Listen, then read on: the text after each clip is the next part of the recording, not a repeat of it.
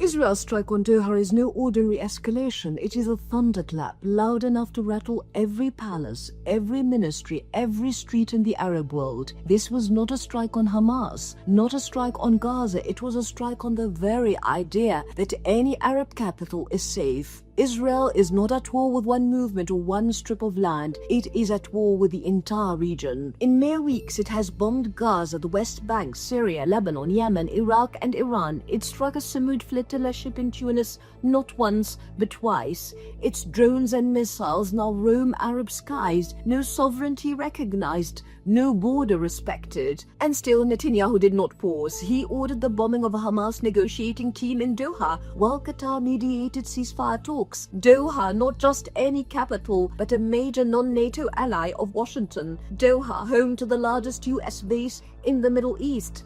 Doha, a state that has poured billions into American coffers. None of it mattered. In one single day, Israel bombed a Gulf state at the heart of the Arabian Peninsula and a North African state across the Mediterranean. Two continents, two Arab states, thousands of miles apart. The message is unmistakable. No one is immune. Israel is laying down a new law. Every land, every water, every sky is fair game if Israel wills it. International law is ashes. The only law is brute force. Knesset Speaker Amir Ohana spelled it out soon after the strike on Doha. This is a message to the entire Middle East. He even posted it in Arabic to make sure the humiliation was direct. And Washington nods along. Just months ago, Trump stood in Doha boasting of a $1.2 trillion deal, pocketing tributes, even a $400 million private jet, a palace in the sky. Doha had just mediated the Congo-Rwanda deal under his patronage. Yet when Netanyahu called in the strike, Trump gave the green light. Afterwards came the perfunctory phone call, of course. Mubarak's maxim stands vindicated. He who leans on the Americans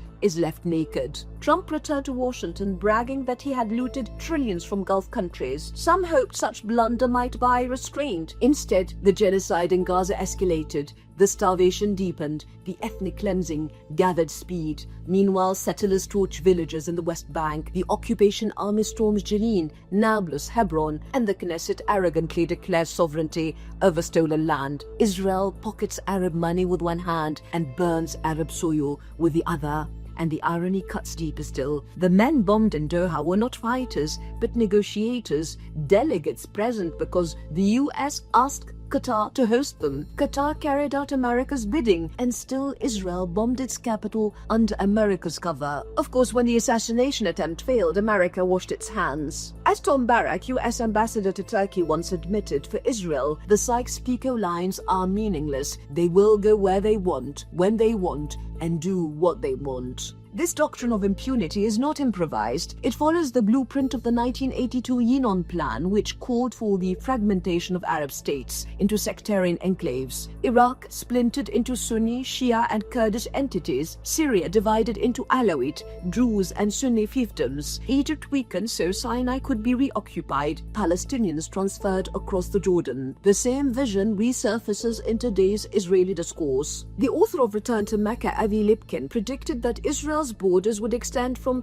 Lebanon to Saudi Arabia, which he called the Great Desert, and from the Mediterranean to the Euphrates. In an interview, he asks, "And who's on the other side of the Euphrates?" "The Kurds, and the Kurds are friends, so we have the Mediterranean behind us, the Kurds in front of us, Lebanon, which really needs the umbrella of protection of Israel, and then we're going to take, I believe, Mecca, Medina, and Mount Sinai, and purify those places." The ultimate goal was always clear: dissolve Arab power into fragments so Israel can reign supreme and look around. Syria reduced to shards, Iraq carved open, Yemen shattered, Gaza besieged, Lebanon in tatters. The Yinon map has become our present. And Netanyahu does not hide it. He claims to be on a historic and spiritual mission tied to the promised land and the vision of Greater Israel. The fantasy of conquest from the Nile to the Euphrates is not buried in fringe pamphlets. It is declared on Israeli TV, endorsed by politicians. Zionist writers openly fantasize about Israel's borders stretching to Mecca and Medina. Books like Return to Mecca lay out biblical blueprints for conquest. And Arab regimes, they bear the biggest responsibility. Decade after decade, they signed away dignity. Camp David,